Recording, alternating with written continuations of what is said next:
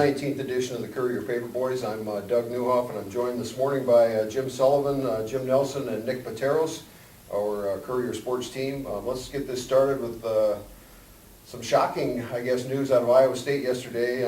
Nicky Moody, former star point guard for the Cyclones, has decided to sue Coach Bill Fennelly for racial discrimination and retaliation.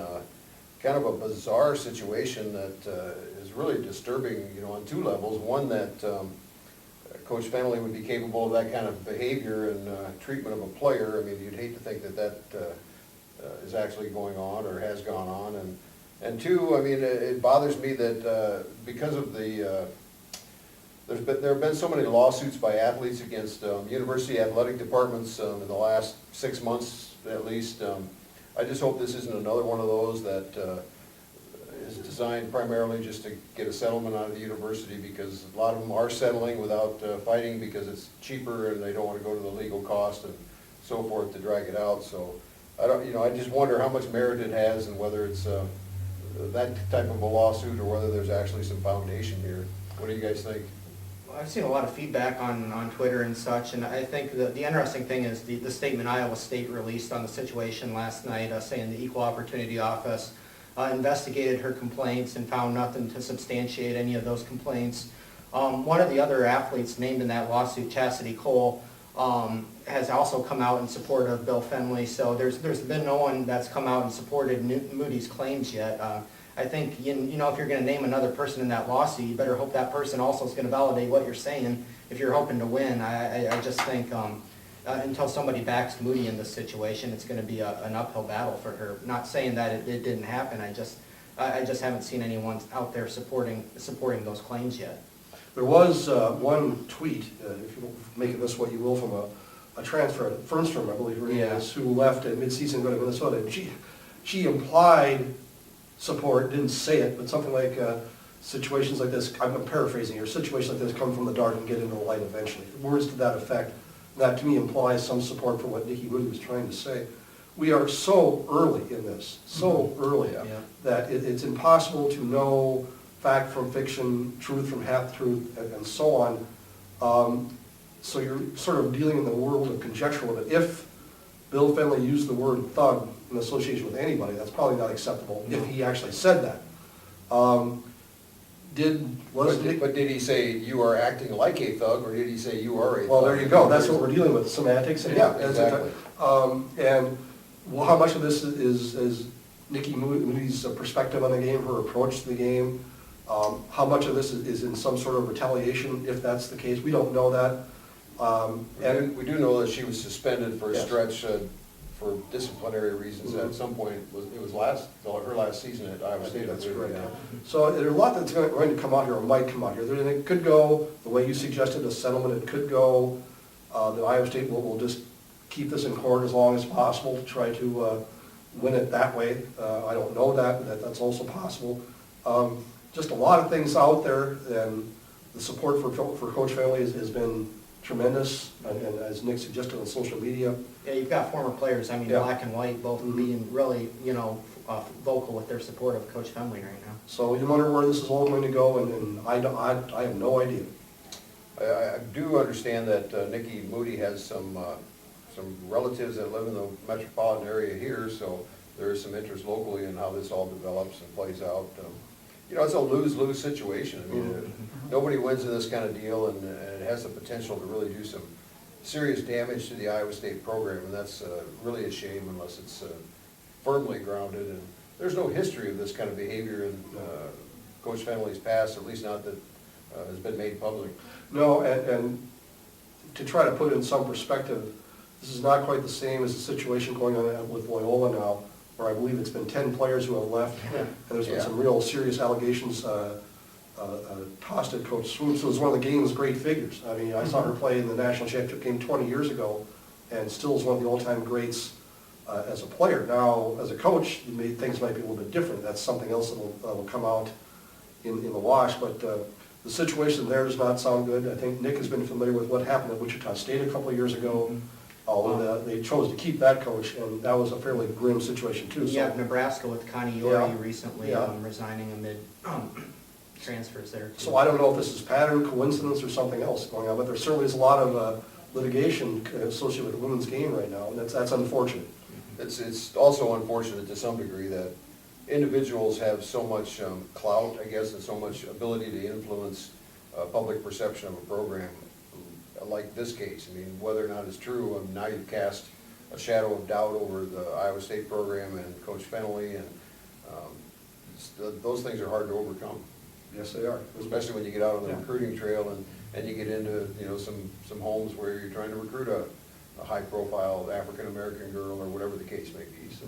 I think the big thing here is if Iowa State investigated this and found nothing to corroborate it, and then something comes up after they investigated that, it's not going to look good, but you have to think the school would have taken every measure possible to see if there's any validity to these claims. I was reading something today, it was on Twitter, but it was a statement from a player that was in the same class, and she had issues with Findlay too, but her experience was far different, it wasn't as negative. But she said there was things that alluded to, there was text out there, group text of players that alluded to those things. Now, if that's it, he's usually university-owned. The university can go back and find those texts, so that could be damning to him, you know, if that's the case, if there's actually group text out there. But like I said, it's a lose-lose. It's he said, she said, unless there's something out there they can really point at. Or somebody comes up and corroborates that he called her a thug right in the middle of practice. Well, we can hope that that just goes away, but that's probably not going to happen, so this will be in the news for a while. Let's talk a little Cyclone football. Sully, you were down in Ames Saturday. Iowa State wrapped up spring drills with their annual spring game. I guess overall this spring, what are your takeaways? Basically, I think Mike Campbell's done a very, very good job of identifying some needs, of injecting some positive feedback or life into the program. He's done great at that. The spring game itself wasn't particularly revealing. Joel Lanning looked pretty good. I think he's improved as a thrower. He thinks he has some improvement to make, and I would not disagree with that.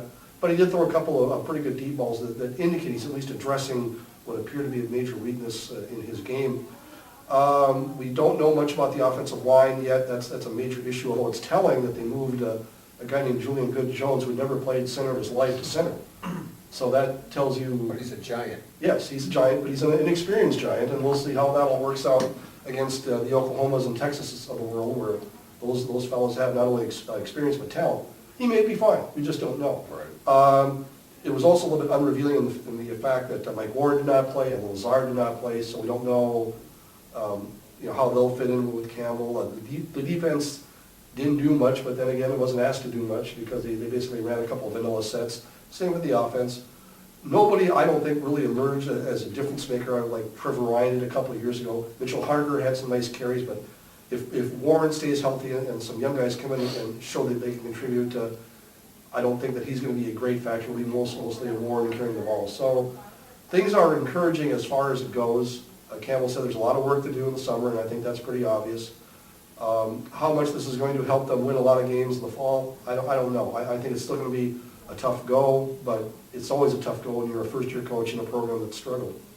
If you're Matt Campbell and you kind of look at the overall scope of Iowa State football the last couple of years, I mean, and the league you play in particularly, do you try to build that thing one piece at a time? I mean, like, for instance, do you focus on getting your passing game to the point where you can score with the Baylors and the other high-profile offenses in that league, or do you focus on your defensive side and hope that you can be good enough on that side of the ball to slow them down and give yourself a chance to win? Or, I mean, how do you approach this thing?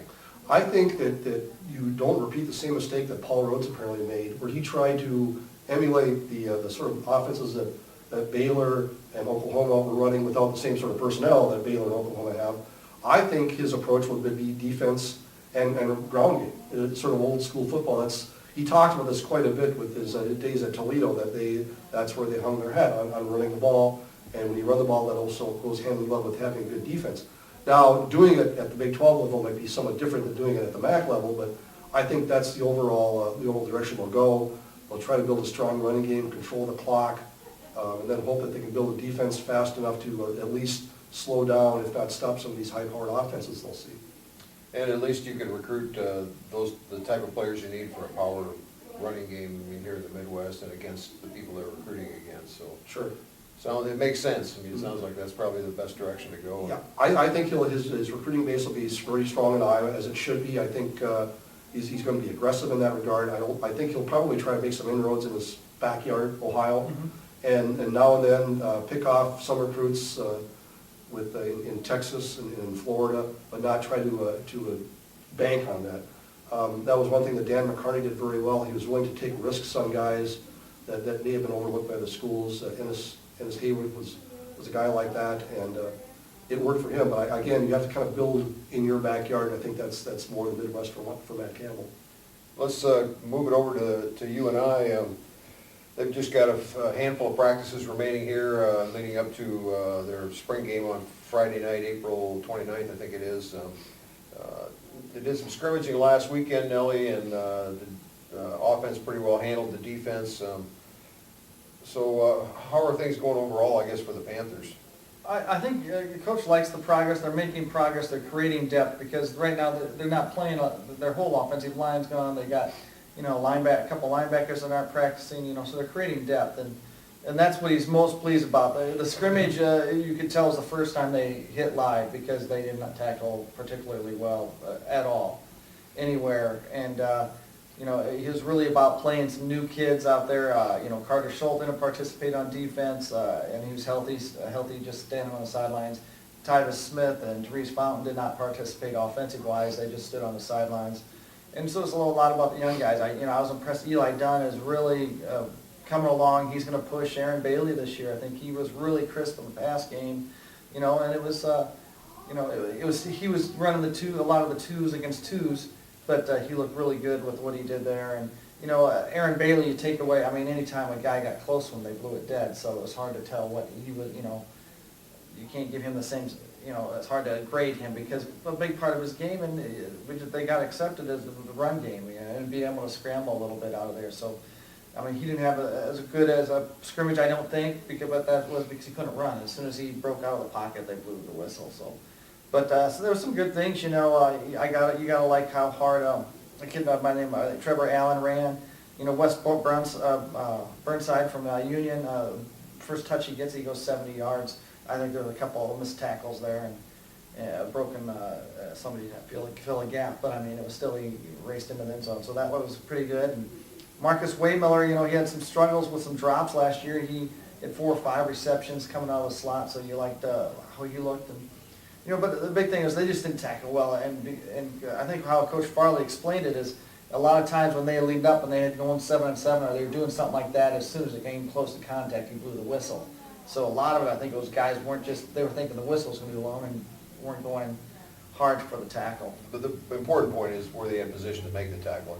Because they will make the tackle eventually. So if they're in position, then that's a good thing. Yeah, I think they did a good job of that. They were there, they just weren't making the tackle. What I really wonder is how much progress that passing game's made, because I think we all know that has to be a lot better, especially the downfield passing game, in order for them to take move up to the next level next year with their offensive production.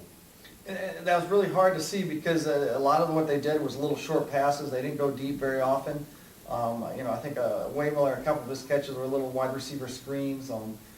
Michael Kuntz, the former Cedar Falls kid, he had 3 or 4 catches. He went there as a punter. He's now a backup wide receiver. He had 3 or 4 catches. They were all little short passes. They did go a couple of dimes, and they took a hit. I haven't talked to Coach Farley yet, but Brandon Smith, it was a lower body left knee injury, I'm pretty sure, because he was down pounding the turf when he came down. He made what looked like a spectacular it was one of the deepest balls they threw. Right along the sidelines, it went up over defense, caught it, and came down, and as he landed, he let go of the ball, and I think that's when the knee went, or whatever happened with the lower knee. And so that's going to be a loss. If it's an ACL, you don't wonder if he's going to be back in time to play at all next year, and he's a senior. He was a guy they were going to count on. We didn't see Therese Fountain, we didn't see Charles Brown, so it was a lot of the new guys. A lot of those guys didn't, nothing that you could, that stood out in that 40 or so plays. And that's unfortunate, because I think, I thought that they felt like they had some good talent at the receiver positions in their redshirt group from last year. It doesn't sound like that's really showed up yet, and if Therese Fountain's a great talent, Charles Brown's a pretty good player, but if you can at least match those guys with some additional talent, I don't see the passing game being a whole lot better. So, yeah, like I said, I mean, they had to be encouraged, Eli Dunn's gonna be a good quarter, if he's not this next coming year, not pushing for playing time, the next year, I think they're gonna be in pretty good hands with him. He had a great spring game last year, which I covered for us, and he was sharp then, so he understands that short passing game, that run and shoot style of offense really, really well. So, and that's really what they were concentrating on. It was the very first time they went live, so I think they'll probably go live again this Saturday, and I think you'll see a big jump on that. But I think Coach Farley was really positive. He said, you know, it was obvious that the guys were a little tentative in trying to tackle. He was pleased with how the defensive backs are developing some depth, and you gotta look, four of the guys projected to be starting off as linemen didn't play either. So, you know, you know, there's a lot, they're creating depth, and that's what I think he's taken from this, is they're gonna create a ton of depth coming out of this for next year. Yeah, and that dynamic could change the whole passing game too, if you get those four mainstays on that offensive line back in there, maybe your protection gets better, you have more time for downfield stuff to develop, et cetera, et cetera. So, overall, I mean, you can't tell much by spring, I mean, that's the bottom line. And a lot remains to be seen. Let's talk a little bit about the NFL draft. I mean, it was pretty interesting, the trade that the Rams and the Titans made. Sully, I'm sure this harkens you back to the Herschel Walker debacle that cost the Vikings dearly. But anyway, yeah, the Titans trade the Rams their #1 pick. The Rams also get like a 3rd and 4th round pick this year, but the Titans in return get 4 picks from the Rams, I think, in the top 3 rounds this year, and then their 1st and 3rd round picks or 1st and 4th round picks next year. So they get a slew of really good draft choices. Did the Rams just, you know, I guess the thing that really intrigues me about it is they're doing this basically to draft, the Rams did this to basically draft either Carson Wentz out of North Dakota State or Jared Goff out of California as a franchise quarterback. And history's proven, I think, many, many times over that that's a big gamble to take on a player who you don't even know if he's going to be serviceable at the NFL level. It really is, and by the way, Herschel Walker is still looking for a shoe out on the Metrodome turf, and we're looking for, you know, a Super Bowl, so I guess that evens out. It's the NFL draft is really fascinating for a lot of reasons, and that's why people show up, that's why people watch. A lot of it is because there's this issue with telling the truth about things, and you know, we're now getting to the point where I think the Browns have said that they're in the market of the swap. I think they're drafting 2nd. They want to get rid of their pick. The Titans want it. Yeah, so go figure. The Carson Wentz thing is probably as fascinating as we've seen for a while also, because he is an unknown quantity. I mean, he played for a great FCS program, but that's what it is, a great FCS program. No one knows what he can do at that level. There's a couple of parallels here. Joe Flacco is one, but you go all the way back to when I was a kid, and this is a long time ago, Terry Bradshaw. Terry Bradshaw played for Louisiana Tech, and I'm not sure it was FBS level at that time. He was hyped a lot. Different personality, I think, than Carson Wentz or Goff, but still, he had a really tough time first 4 or 5 years and developed into a Hall of Fame quarterback. In this day and age, I'm not saying this is going to happen, but if Wentz and or Goff struggle, will that team, the Rams, be willing to stick with them? I don't know. But a lot of things can happen between now and the opening of the draft.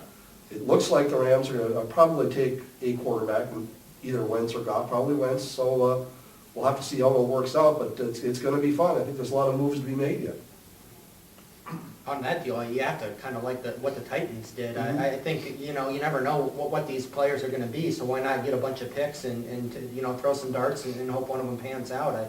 I think I'd rather have the quantity as opposed to the #1 pick. And the Titans already have their quarterback, so it wasn't important for them to be in the top 2. I don't know, Cleveland, I suppose, wants to get a quarterback as well, right? Well, the theory now, and I just heard this today, and take it for what it's worth, the Browns are sort of stuck because they have RG3, and they're invested in him, and they want to give him a chance to prove that he is the #1 quarterback. If you draft a quarterback with him on your roster, you're basically suggesting, well, we don't have any confidence in you. And so the theory goes, they'll either trade down or draft somebody else. So who knows? Like I said, there could be any number of options there. But I think the Browns are going to roll the dice with Mr. Griffin. A lot of options, but hard to imagine anything working out for that franchise. That's not what he Well, is. just this decision, I mean, case in point, I mean, why would you go sign RG3 knowing you had the number 2 pick and you could get either Wentz or Goff? Good question. And I don't have an answer for you there, unfortunately. Yeah, but maybe just they figured that they could take something now and then not worrying about developing a quarterback. Who knows? Yeah, exactly. With the Cleveland Browns, who knows? What do you anticipate your Vikings getting out of this, at least the first round of the draft? Well, personally, and Lord knows I've been wrong before, I'd like to see him get a wide receiver. Doxson out of TCU would be the guy I would prefer to get, but there's some speculation we could get a linebacker, and I think that would also make sense because Chad Greenway's near the end. They could always use secondary help. They could always use offensive line help, although the theory there is you can draft lower and get value. So my thinking would be someone like a Doxson, maybe Coleman out of Baylor. There's a couple other guys out there that are possible draft picks. What's their position? They're like 23rd, I think. So they have a ways to go. You know, and maybe they could trade up with the Browns for all I know, but I think that's where they're going to go, receiver, possibly linebacker next. Because, yeah, I think because they signed 2 linemen, they signed a guy from the 49ers, and so the line would be interesting choice, and I think they've got the linebackers they want, and it's known that Greenway, this is last year, and he last year played more. He was really only, was it rush downs? Yeah, he was a middle linebacker. At the end of the year, he had to play middle linebacker because of injuries, but I think they got Eric Kendricks and they got Anthony Barr still there. Anthony Barr still there, so Yeah, I they think they're have two really talented. 2 really good ones. So, but yeah, to get a third and have an elite linebacker for would be nice, yeah. What do the Bears do, Nick? Yeah, you're just talking about the Vikings, I'm just thinking, the Bears. No, they're a ways away from contending, I don't know, they probably go best available, get somebody on defense. I don't have any high hopes for the Bears doing anything this fall. Last thing about the draft here, I got an email this week that Darian Miller has reason to think he has a chance to get drafted. I mean, Nellie, do you know any more about that? He's a former UNI running back. He transferred in from Kansas. Kind of got stuck behind some other pretty good players at UNI and didn't really get a chance to be the featured back. So we didn't see probably all of Darian Miller that we could have or that he's capable of. I've reached out to his agent today and this morning or yesterday morning, and I haven't heard back yet, but it's one of those guys, I think he could be one of those like the third down backs, you know, a late flyer, a free agent flyer, and maybe he could make it. He's got some skills out in the open. You get him in space, you know, catching the ball out there, Yeah. getting him out on the edge, and that's how UNI was really using him late, and I think he could be of value there. If they can get him out on the edge or catching the ball out of the backfield or something like that, you know, a guy they could get for very little, whether it's a draft choice or if it's a free agent signing. So I'm interested to get a hold of him. I hope I can get a hold of him this week and talk to him and see what he's heard. He had a tryout, I believe, with the Chiefs this week or last week, or was it? Or it might have been It might have been the Rams, but I think it was Kansas City. So I've reached out to his agent to see what to get a hold of Darian. And regardless, I mean, David Johnson's success with the Arizona Cardinals will ensure that Darian Miller gets a pretty good look from a few NFL teams, so he's got that going for him too. Anybody else got anything you want to kick around this morning? Or? All right, then let's wrap this up. It's a great time of year to be a sports fan. A little rainy out there today, but hopefully that'll clear off, and all of our teams will be going at it tonight. Baseball, softball, we've got it all. Hockey. Golf, field as well. Soccer, track and field, yeah. Anyway, you can keep up with all the action in our print editions or at WCFcourier.com, and we'll be back again next